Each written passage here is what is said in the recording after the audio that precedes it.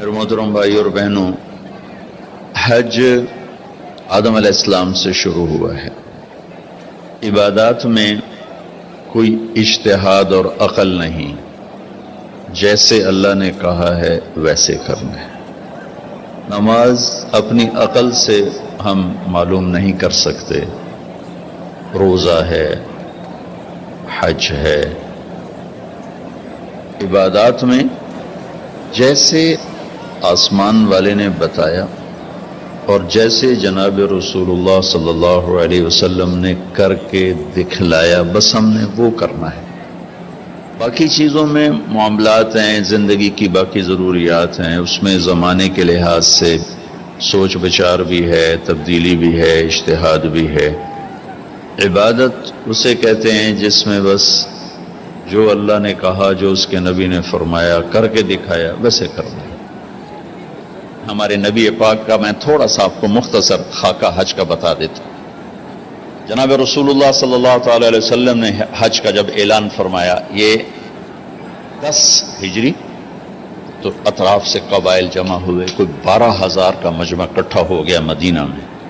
25 تاریخ کو بروز ہفتہ آپ نے نماز ظہر سے پہلے غسل فرما کے 2 چادریں احرام کی نیت کے بغیر 2 چادریں باندھ، کرتا بھی اتار دیا، تہمد بھی اتار دیا۔ سحارا ایک بستی ہے جو آج کل مسقط میں آتی، وہاں سے ایک کپڑا آتا تھا، اس کی آپ نے 2 چادریں لی۔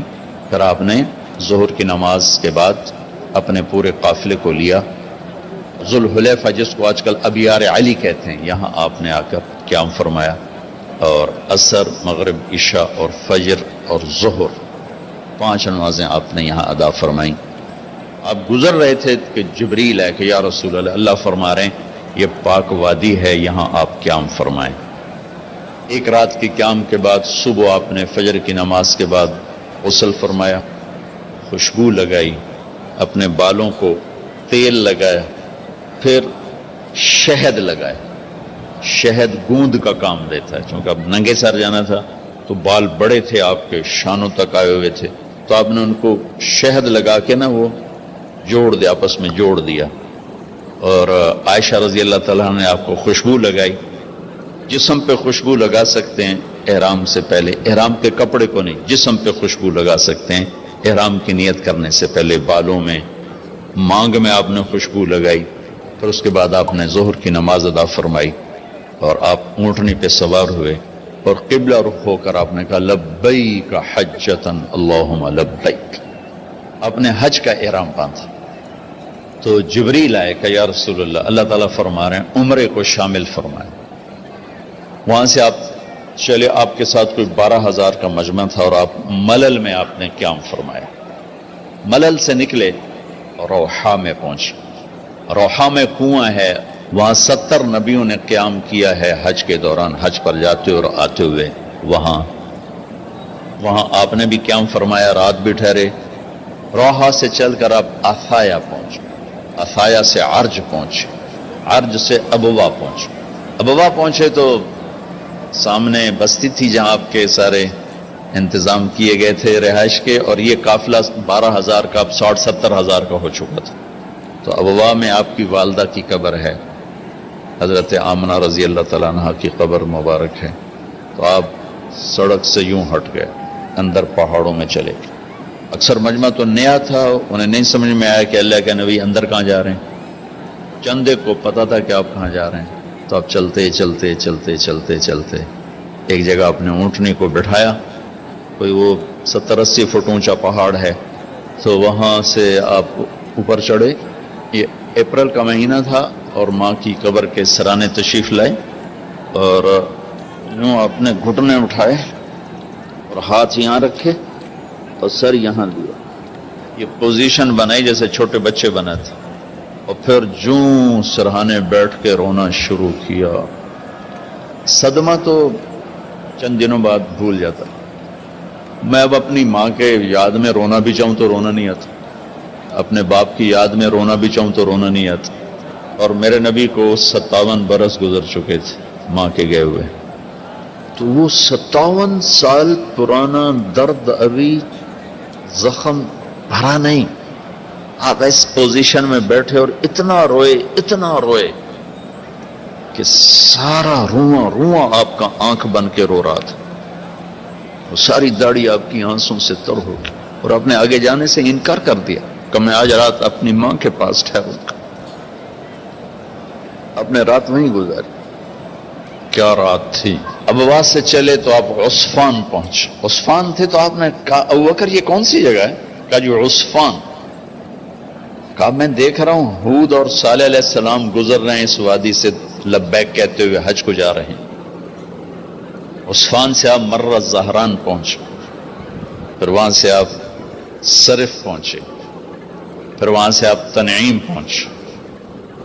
تنعیم میں آپ نے احرام کی چادروں کو تبدیل فرمایا، جو 2 چادریں مدینہ میں زیب تن فرمائی تھی، تنعیم اتار کر 2 نئی چادر اسی کپڑے کی۔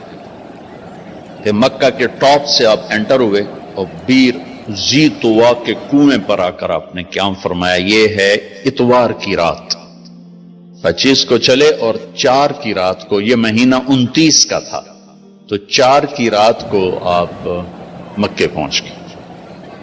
اور اتوار کو صبح آپ نے غسل کیا، خالی پانی بہایا اور عمرہ کے لیے تشریف لے گئے۔ صفا مروہ کی طرف سے آپ پہنچے، باب و بنی شیبہ کے سامنے آپ نے اونٹنی کو بٹھایا تو بنو ہاشم خاندان کے بچے آ گئے، ان سب کو ملے، کئیوں کو اونٹنی پہ بٹھا لیا، کئیوں کو پیار کیا، گلے لگایا، پھر ان سب سے ہو کر باب و بنی شیبہ، یہ باب و بنی عبد مناف تھا، آپ کے خاندان کا دروازہ تھا، اس سے آپ انٹر ہوئے، اور جب آپ فارغ ہوئے تو باب و بنی مخزوم سے آپ باہر نکلے۔ آپ نے جاتے ہی حجر اسود کا بوسہ لیا، پھر سجدہ کیا، پھر بوسہ لیا، پھر سجدہ کیا، پھر بوسہ لیا، پھر سجدہ کیا، پھر آپ رونے لگے، بہت روئے۔ اس کے بعد آپ طواف شروع فرمائے۔ تیسرے یا چوتھے چکر میں آپ نے پانی پی پیا، اور حضرت عمر سے فرمایا کہ عمر حجر اسود کے بوسے پہ لڑائی نہ کرنا، جگہ ملے تو لے لینا، جھگڑا نہ کرنا، جیسے ہمارے نادانی میں لوگ وہاں عورتیں بھی ایسی حماقت کرتی ہیں کہ ایک سنت عمل کے لیے فرض چھوڑ دیتی کہ مرد عورت کا یوں آپس میں اختلاط، یہ اس سے بچنا فرض ہے، اور وہ ایک سنت کے لیے گھس رہی، اور جب لڑائی جھگڑے فساد، قریب بھی نہیں جانا چاہیے۔ اللہ کے نبی نے استلام کیا، جب رش ہو گیا تو آپ کے پاس ایک لکڑی تھی، وہ دور سے یوں لکڑی کو لگا کر اور اس کا بوسہ لے لے۔ پہلا آپ نے بوسہ لیا، اس کے بعد رش ہو گیا، پھر آپ نے ہر دفعہ بوسہ میں ایک دفعہ بوسہ لیا، اس کے بعد آپ کے پاس ایک لکڑی تھی، اس لکڑی کو آپ یوں چھوتے تھے اور حجر اسود کو، اور اس کا بوسہ لے لیتے تھے۔ بوسہ صرف ایک دفعہ، پھر جب آپ نے 2 نفل پڑھ لیے اور تشریف لے گئے صفا مروہ کے لیے، تو پھر حجر اسود کا بوسہ لیا، اور آپ نے جا کر صفا مروہ پہ 7 چکر پورے کیے۔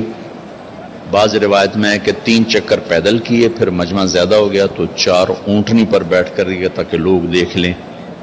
اس کے بعد آپ نے اعلان فرمایا کہ بھئی جن کے پاس قربانی کا جانور نہیں ہے وہ احرام کھول دو۔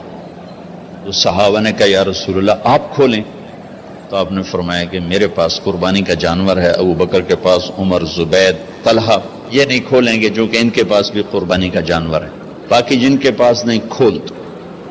تو سب نے کھول دی، اور حج افراد بھی تمتع بن گیا، حج قران بھی تمتع بن گیا۔ اب نہیں ہو سکتا، جو نیت کریں گے وہی کرنی پڑے گی، لیکن اللہ کے نبی کا خاص حکم تھا تو سب کا حج تمتع بن گیا۔